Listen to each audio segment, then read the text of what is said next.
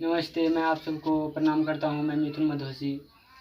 मेरा कहना है कि अगर आप भी यूट्यूबर सिंगर बनना चाहते हैं तो रोज़ को शाम सुबह हमेशा आवाज़ को अपने फ्रेश करते रहिए। रोड पे जाइए, कहीं साइड पे जाइए, अगल बगल जाइए और इसे हमेशा जो है कि म्यूजिक मिला करके गाना गाते रहिए और अपने आवाज़ को बढ़ाते रहिए ताकि इस चीज़ से आपका आवाज़ हमेशा फ्रेश रहे।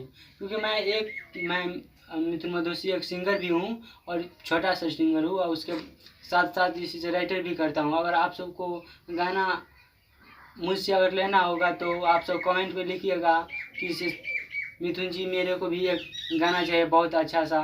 एक बार इसी से सुनिएगा, उसके बाद पहले आप कॉल कीजिएगा नंबर पे, मतलब पहले कमेंट कीजिएगा, मैं कमेंट ही देखूँगा, अपना नंबर भेजिएगा। उसके बाद जो है आपको कॉल करेंगे इस फ़ोन से। उसके बाद फ़ोन करने के बाद आपको मतलब गाना सुनाएंगे, लिख के देंगे। मतलब बहुत अच्छा सा मतलब सॉन्ग सब लिखता हूँ तो दूसरे वीडियो में आपको गाना सुनाएंगे। ठीक है, धन्यवाद।